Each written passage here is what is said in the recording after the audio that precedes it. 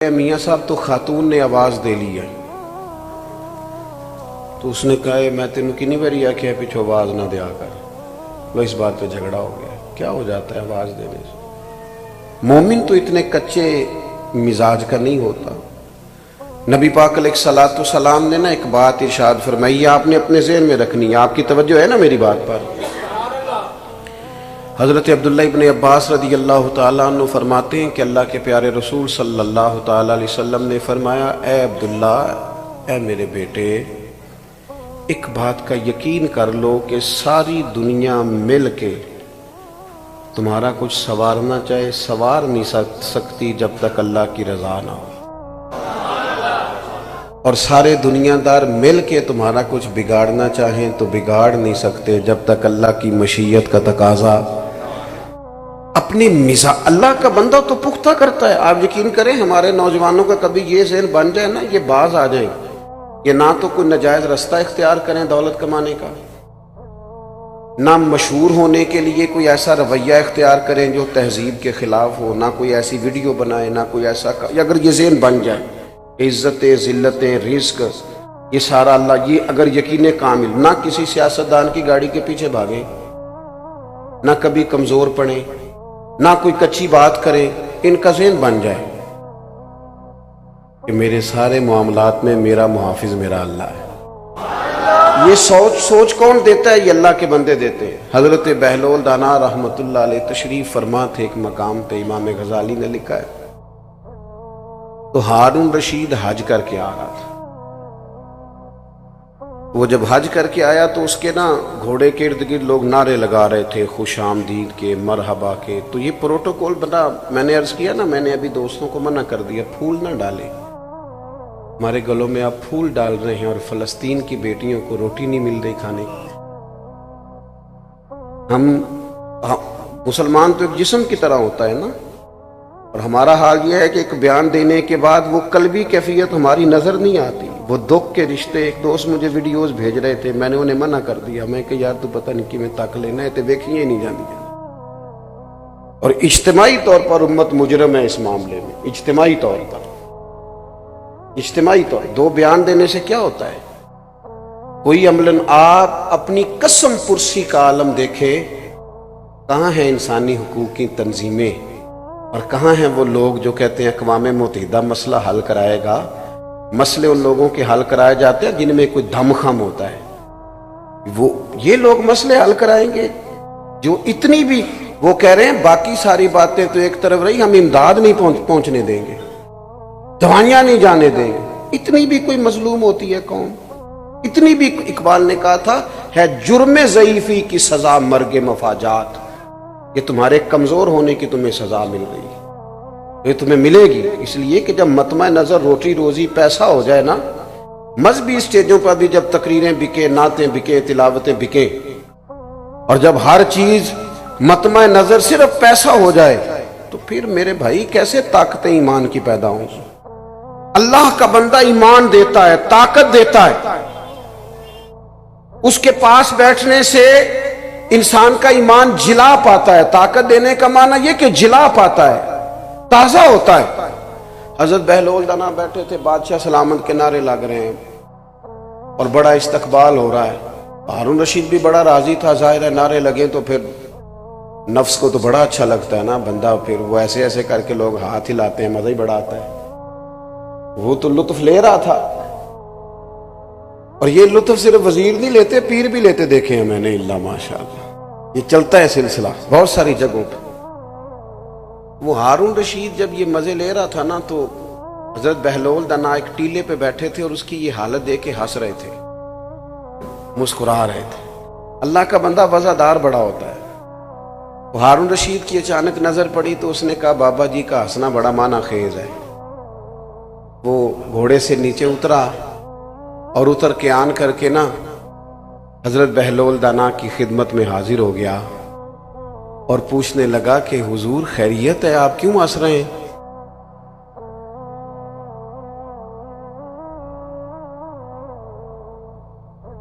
تو ہارون رشید آ کے نا،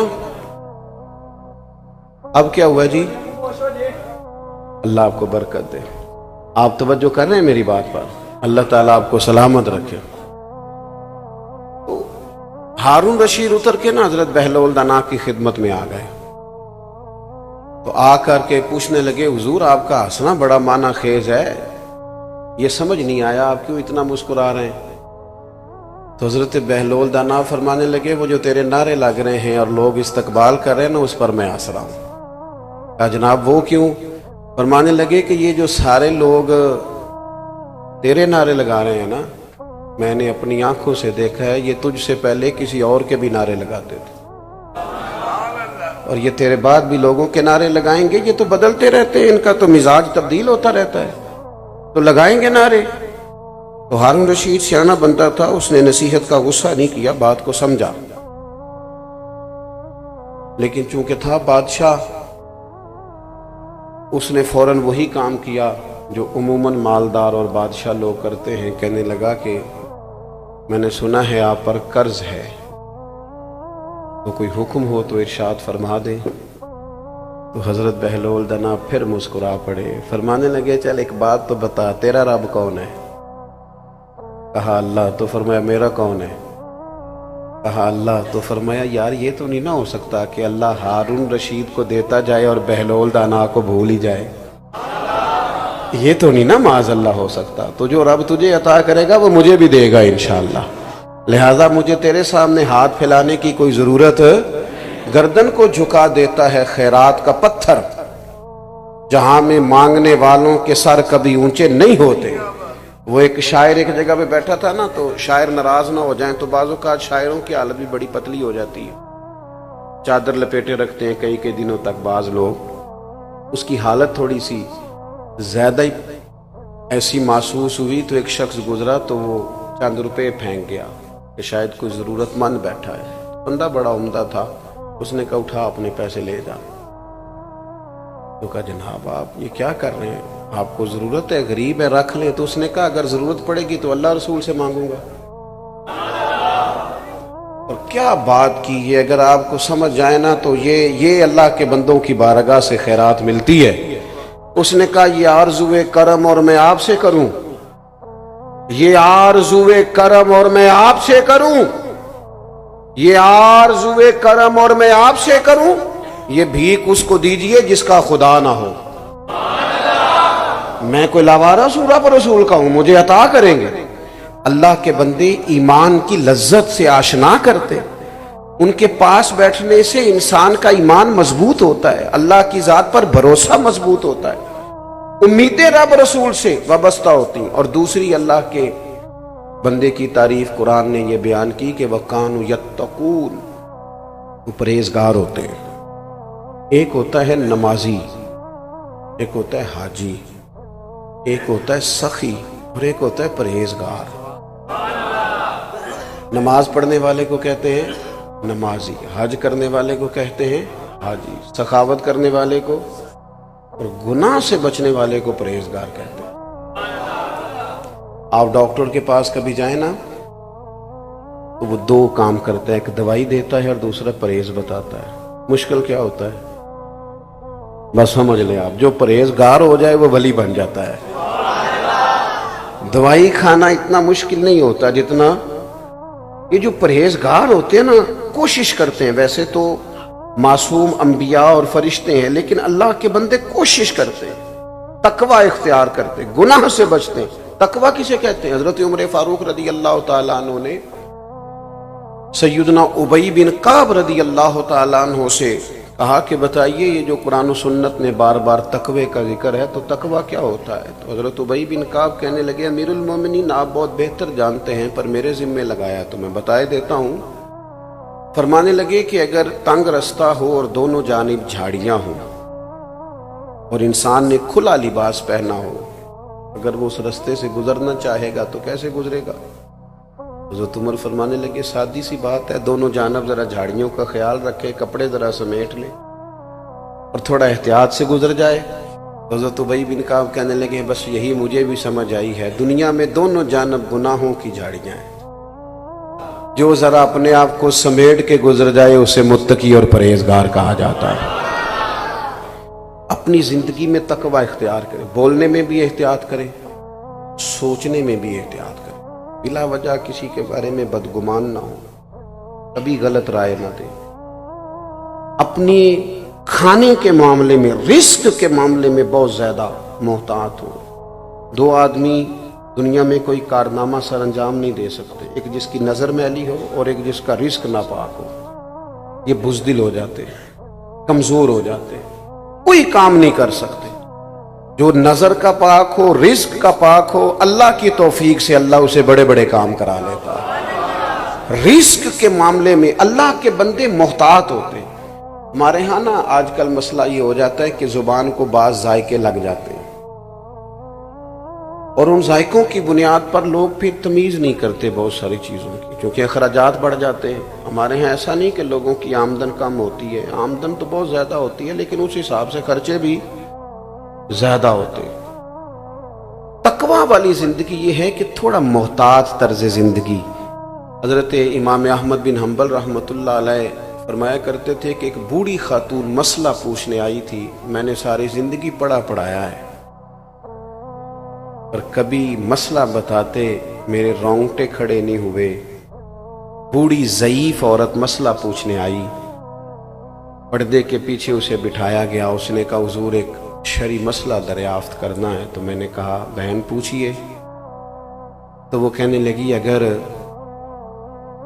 میں چونکہ بیوہ ہوں اور بے اولاد بھی ہوں تو میں ہاتھ نہیں پھیلانا چاہتی۔ مومن کی شان کے خلاف ہے دنیا دار سے مانگنا، وہ جب مانگتا ہے رب رسول سے مانگتا ہے، وہ لوگوں کی جیبوں پہ نظر نہیں رکھتا، اس کا مزاج ہی نہیں ہوتا۔ وہ کہنے لگی میں محنت کر کے کما کے کھاتی ہوں، تو میں چرخہ چلاتی ہوں، اس سے میں سود بناتی ہوں۔ کئی دفعہ یوں ہوتا ہے کہ دن میں بہت زیادہ کام نہیں ہو پاتا، شام ہو جاتی ہے، تو میں چاہتی ہوں کچھ رات کو بھی کام کر لوں، سمجھے اوور ٹائم بھی لگ جائے، تو میں چھت پہ چرخہ رکھ لیتی ہوں، 14ویں رات کا چاند چمکتا ہے تو روشنی ہوتی ہے تو کام ہو جاتا ہے۔ کہنے لگی حضور دریافت طلب امر یہ تھا، مسئلہ یہ پوچھنا تھا کہ اب کچھ دنوں سے یہ ہو رہا ہے کہ بادشاہ کا لشکر گزرتا ہے، بڑی بڑی لالٹینیں ہوتی ہیں، ان کی روشنی بھی میرے چرخے پہ پڑتی ہے، پوچھنا تھا اس روشنی میں جو میں سود بناؤں گی وہ کمائی میرے لیے جائز ہے کہ ناجائز؟ امام احمد بن حنبل کہتے ہیں اس نے مسئلہ پوچھا تھا اور میرے آنسو نکل گئے، تڑپ گئے۔ میں نے کہا اماں آپ کون ہیں، کہاں سے آئی، تعارف کیا ہے؟ کہنے لگی آپ مسئلہ بتائیے۔ میں نے کہا نہیں بتائیں تو صحیح۔ کہنے لگی ایک دیوانہ سا درویش ہے، حضرت بشر رافی انہیں کہا جاتا ہے، بغداد کی گلیوں میں ننگے پیر چلتے، میں اس درویش کی ہمشیرہ ہوں۔ تو امام صاحب فرمانے لگے کوئی اور ہوتا تو میں شاید مسئلہ اور بتاتا، لیکن آپ کے گھر سے تو لوگ دین سیکھتے ہیں نا، آپ کی احتیاط اسی میں ہے کہ آپ 14ویں رات کے چاند کی روشنی میں ہی چرخہ کاتا کریں۔ یہ اللہ کے بندے متقی ہوتے ہیں، پرہیزگار ہوتے ہیں، ان کے پاس بیٹھنے سے انسان کا دل اللہ کی جانب، اور صحیح حدیث میں موجود ہے بخاری مسلم میں، نبی پاک علیہ السلام نے فرمایا اللہ کا ولی وہ ہے جسے دیکھنے سے رب یاد آئے۔ ایسا نہ ہو کہ اس کی گاڑی دیکھ کے بندہ پریشان ہو جائے اور گھر دیکھ کے کہے ہو کہاں سے آیا ہے، وہ اسے ملنے سے، اس کی صحبت میں بیٹھنے سے اللہ یاد آئے۔ تو میں نے 2 باتیں آپ کے سامنے رکھیں، ایک تو ایمان کی پختگی، اولیاء اللہ کی علامت، دوسرا تقوی کا نور۔ بس کسی جگہ بھی جائیں ان 2 چیزوں کو معیار بنائیں، یہی معیار ہیں اللہ کے ولی۔ باقی یہ کہ کوئی آدمی کسی بات کو حیرت انگیز انداز میں کرتا ہے، کھینچتا ہے اور بلا وجہ کچھ چیزوں کی تشریحات غلط کرتا ہے تو وہ درست نہیں ہے۔ دین بڑا سادہ سا ہے، حضور نے کھول کر بیان فرمایا، اس میں کسی ابہام کی کوئی ضرورت نہیں ہے۔ اور میری آخری گزارش آپ سے یہ ہے، فلسطین والوں کے لیے بہت درد دل سے دعا کریں، تبصرہ کر کے چپ نہ کر جایا کرے وہ بڑا کچھ ہو رہا ہے جی یہ کہہ کے خاموش نہ ہو جائے۔ حضور نے فرمایا مومن ایک جسم کی طرح ہوتے ہیں، امت کا درد محسوس کرے۔ ہم نہ بری طرح ذاتیات کے جنگل میں پھنس گئے۔ اللہ تعالیٰ امت مسلمہ کے حکمرانوں کو ہدایت کا نور عطا فرمائے۔ اور انہیں سمجھ عطا فرمائے اور شعور کی بلندی عطا فرمائے۔ کفر کو دیکھیں کیسا اکٹھا ہوتا ہے، کیسے بیان دیتا ہے، اور مسلمان احساس کمزوری کا شکار رہتے ہیں، حالانکہ رب کہتا ہے تم کھڑے تو ہو جاؤ، رب تمہاری مدد کرے گا۔ ان الذین قالوا ربنا اللہ ثم استقاموا تتنزل علیہم الملائکہ، جو رب کا نام لے کے ڈٹ جائے اس کی مدد کے لیے تو اللہ فرشتوں کا نزول فرما دیتا ہے، لیکن پہلے ڈٹنا ہے پھر فرشتے آئیں گے۔ قرآن کی ترتیب یہ ہے کہ پہلے ثم استقاموا تتنزل علیہم الملائکہ، پہلے تو ڈٹ پھر اللہ مدد بھیجے گا۔ اللہ کی بارگاہ میں دعا کرتا ہوں اللہ تعالی صاحب عرس کے درجات میں بلندی فرمائے، ہم سب کا یہاں جمع ہونا قبول فرمائے۔ آپ کی محفل ابھی جاری ہے، ہم کوئی شخصیات کے قائل نہیں ہیں کہ ایک بندہ آیا ہے اور ایک چند لوگ تو آتے جاتے رہتے ہیں، یہ محفلیں تو اللہ رسول کے نام کی ہیں نا، اس لیے آپ کو اطمینان سے بیٹھنا چاہیے، اور میرے سے ملاقات کے ہاتھ ملا کے آپ محبت سے ملیں مسلمان جان کے تو ثواب تو ہوگا، لیکن اگر آپ سمجھیں کہ کوئی بڑا آدمی ہے تو میں آپ سب سے گناہگار آدمی، کوئی فائدہ نہیں آپ کو۔